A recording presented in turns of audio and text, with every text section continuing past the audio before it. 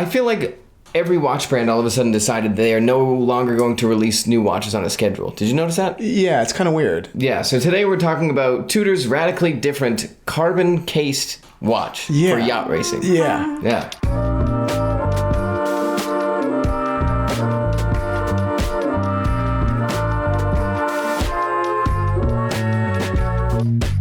What is up, Watch Fam? I am Christian, the curator of the Theo and Harris Vintage Watch Shop. My name is Michael, and this video is sponsored by Squarespace. Ah, our friends over at Squarespace. Yeah, you need a website or domain. More on them later. Yeah. Okay, so, let's talk about Tudor. When I saw this, I didn't know what the heck it was. I was away, and I saw it on my phone, and I'm like, what is this bizarre colored Tudor model that I've never seen before at all? If I didn't recognize the shape of the FXD Pelagos, I would think it was a tag based off the colors. Really? Tag? Tag color, yeah. Yeah, interesting. It just seems like a very tag style watch with those colors. So this is the Tudor Pelagos FXD for a Linghai Red Bull Racing. This is yacht racing. Yeah. So this is really Tudor's answer to The Yacht Master? Yeah. Wow. What a bizarre take. Bizarre take, but the Yacht Master just got released in titanium, and Tudor, being connected with Rolex, obviously this is planned, now released a case in carbon fiber, or carbon fiber composite case. Interesting. Fascinating, because not only that, we now, if we look to the right, we also have a Pelagos that is a chronograph. Yes. I was like, there's a Pelagos What? chronograph?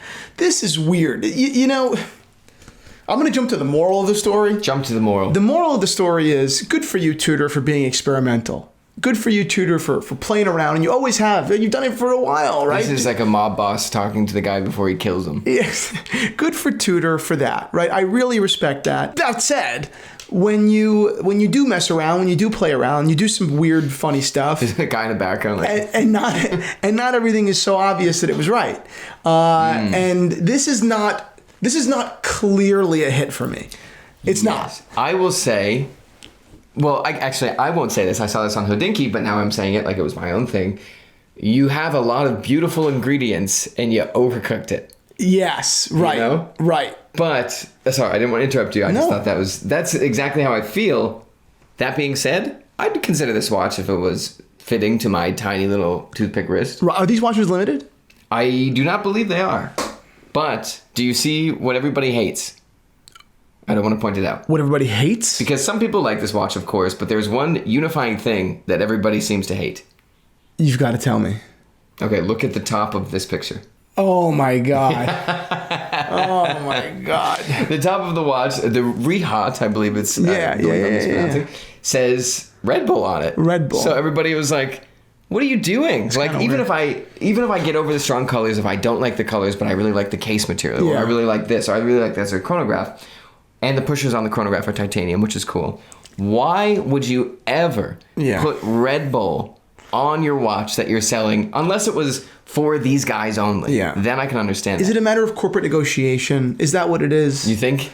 I don't think. I think it's possible, right? I mean, is it just a matter of, hey,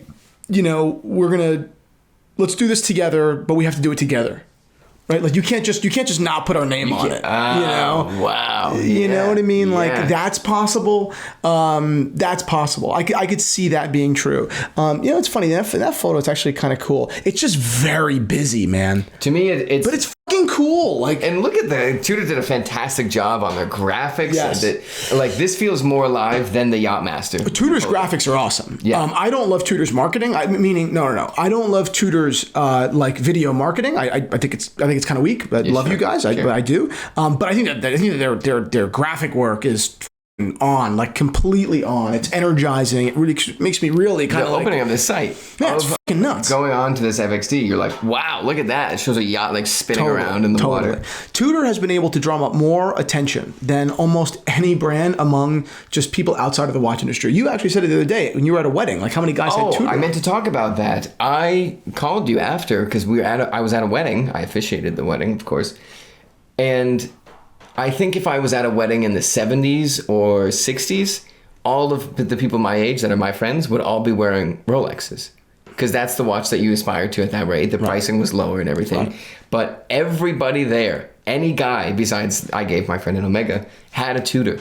All different types of Tudors, all different colors. Yeah. But it was only Tudor. Yeah. I had my Explorer on. I was the only Rolex there. Tudor crushes. Tudor crushes. I was amazed. Sitting with a bunch of guys my age, just all of them. None of them watch guys, mind you. Yeah. All of them Tudors. I mean, but that's where the real money is, right? The real money isn't just in watch guys. Like, in the ideal world, you want the support of watch guys. In the ideal world, you want, you want your watch publications to speak favorably, of course. Sure. But really, it's everybody else. That's where the money is. And Tudor's got that for sure, and they've got the love on both sides, right? But long story short, I mean, I don't follow this sport. I don't. Yeah, neither do I. I don't follow it. But it looks exhilarating. It certainly looks like it embodies a Tudor kind of image. This image of this, this sport extremist, right, daredevil kind of thing. Yeah. And I also say, like it or not, and I'm not a super huge fan of all the colors necessarily, you know. Sure. You know what's funny? I'm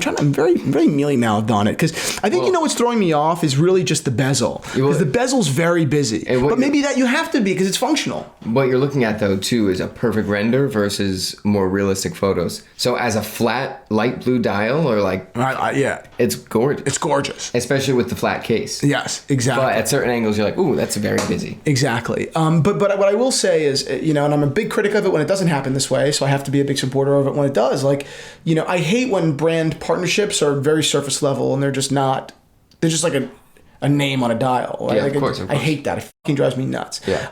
But these watches, I mean, they made them completely unique. Yeah. They made them completely unique, and they made them for this purpose, and it's on color and it's on brand. So, I think it's cool.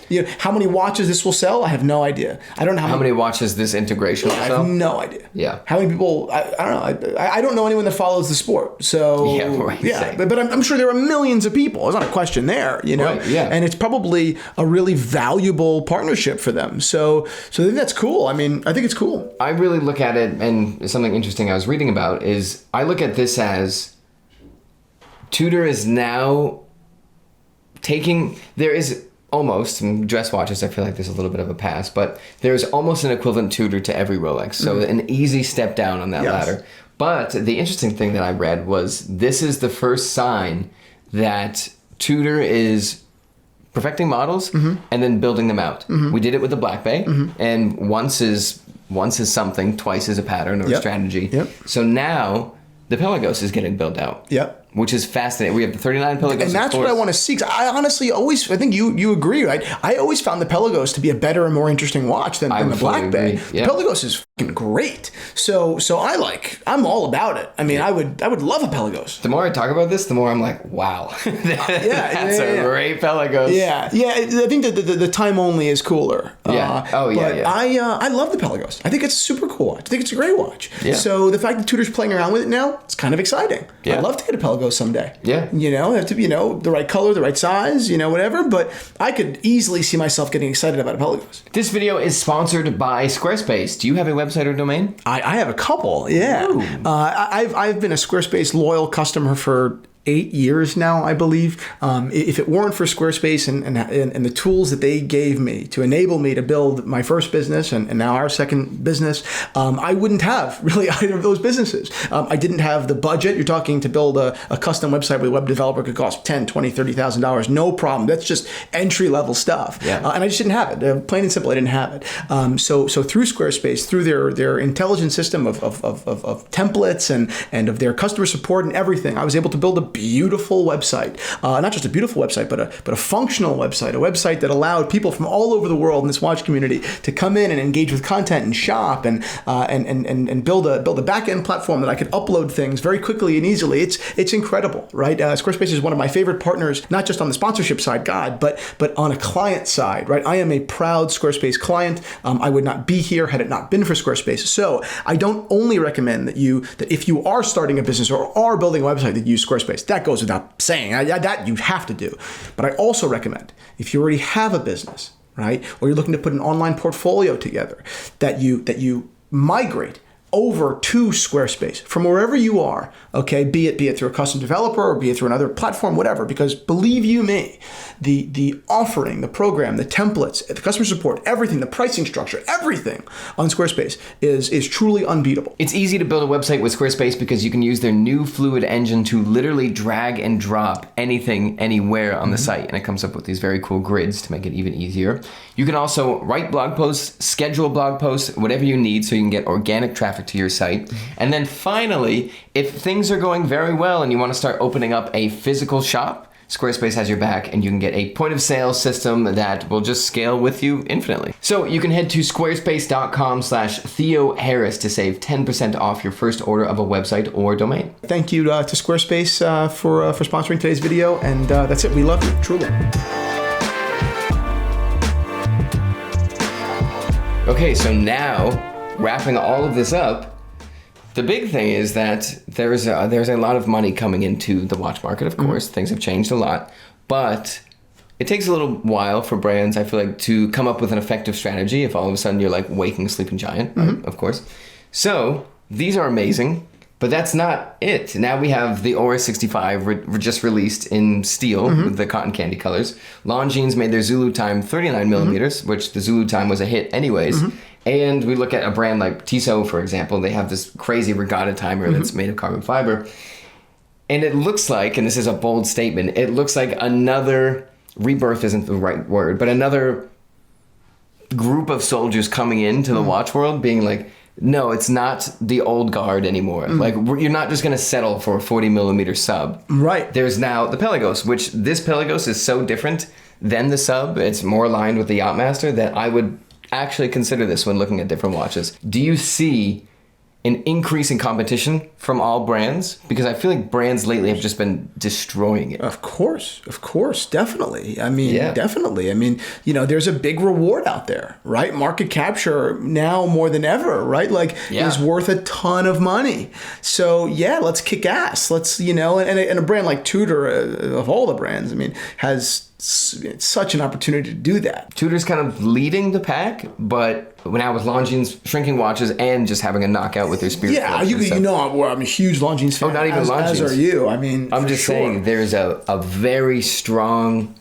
list of famous watches, the Aura 65, the Zulu Time, the Pelagos, the Black Bay, everything, that are maturing now into the world of being not great deals for the price, but just legendary watches in their own right. Yes, I agree. And I think that, more and more people are, our standards are higher, like we said. Yeah. More and more people are watching content online, so their perspectives are being, widened, right? Yeah. And they're just saying like, oh yeah, maybe I should consider this other thing. Maybe maybe more open mind. Well, if there's more open mind, then that means that a brand has more of an incentive to create. Yeah. Right. A brand is empowered then to say, okay, let's go. Let's really introduce something fascinating and something beautiful and something different and unique, and that's cool. And we're big proponents of individuality when it comes to watches. Like big. I mean, I'm wearing a GMT, so I'm wearing kind of a mainstream watch at the moment. But look at you're wearing this super cool like little digital watch. I mean, that's where you end up in watches.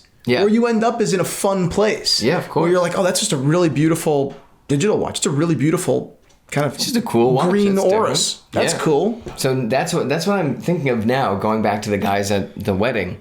It's interesting because you have your legendary watch designs from a lot of brands, but I do feel like these watches coming out, we'll stick to the Pelagos, it's now at the point where even if you wanted a different watch or you thought you wanted a different watch, the Submariner's the easy example, but not necessarily the best. Even if you came into the store wanting a Submariner, you may see this Pelagos and say, I kind of like that watch better. I think it's a nice looking watch. You kind of like it. And plus, Tudor's careful with it, or Rolex is careful with it, of course. But the tie between Tudor and Rolex is certainly no secret, right? Like Tudor is not bargain bin Rolex. Rolex's brother. Yeah. So it's like, people are very receptive to that connection and that language. They always were. And now they don't even have the logo. They used to have the logo on the crown, on the case back, on the bracelet. Of course. Now they don't even have it, but everyone knows it. Tudor stands for, in many ways, Rolex reliability just the same. Yeah. So I think that people are like, oh yeah, it's $3,800. Like, so wait, I can get that, or I can wait on a line for a year to get a watch that's $11,000. Because most people that are going to spend $10,000 on a watch, don't really want to spend $10,000 on a watch. Of course. They would love to be given an excuse to spend $4. A good excuse. If they were given a good reason to spend $4 and pocket the other $6, that's like huge. It's fantastic. It's huge. So I think that's totally, in many ways the future, Yeah. And now you have an in-house movement to boot. In-house movement that's cost certified or more. Exactly. Crazy. So anyways, that's a lot of complimentary things about these brands. Yep.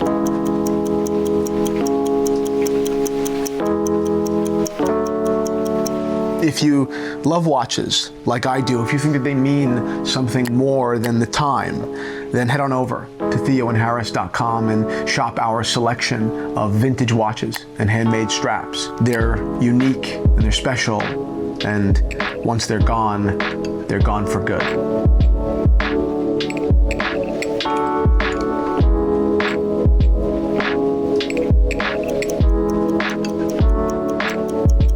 Tudor also released a watch for, I was going to say OnlyFans, Only Watch. Yeah.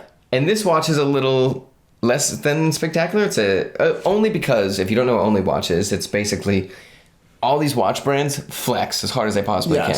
They make one watch, Only Watch, and then this is a massive event for charity. So we have brands like Bulgari making watches out of literal green This is the marble. coolest watch from Only Watch. That is absolutely insane. Yeah, Bulgari's a genius. Bulgari Octo Finissimo Tourbillon. I have it on pretty good authority. They're making a smaller one. Crazy. Not tomorrow, but it's in the pipeline. Wow. That would be nuts. I have it on pretty good authority that the Zenith the Zenith Revival Shadow that I wear will eventually come out in ceramic. Oh, there you go. That's kind of cool. You have pretty good authority, too. There you go. I know. Yeah. So anyways, there's very, very ambitious designs from most brands. Some brands don't do very ambitious designs, of course.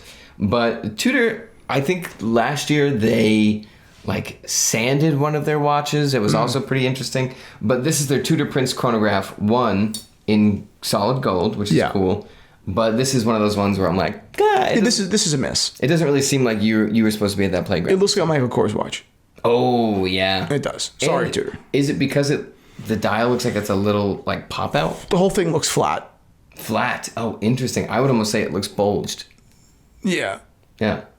I just mean the whole color scheme. I think that the whole thing looks. I don't mean the subdials. Oh, okay, The whole watch looks flat to me. It looks flat and awkward. Yeah. So I think they missed on the chronograph. It doesn't matter anyway. It's only watch yourself for $1 million because it's charity. It doesn't matter. It was just a nice way to wrap out this incredibly complimentary episode. Exactly. Okay, well, Tudor's doing an amazing job. I highly recommend them. My buddy Sam is a great example, and actually we'll talk about Sam in a second. Yeah. Because I just released a great interview with Sam on our Patreon and our Theo and Harris community on the Zero. I'll talk about that in a second. But Sam's a great example of the kind of guy I'd recommend to Tudor for, right? Oh, yeah.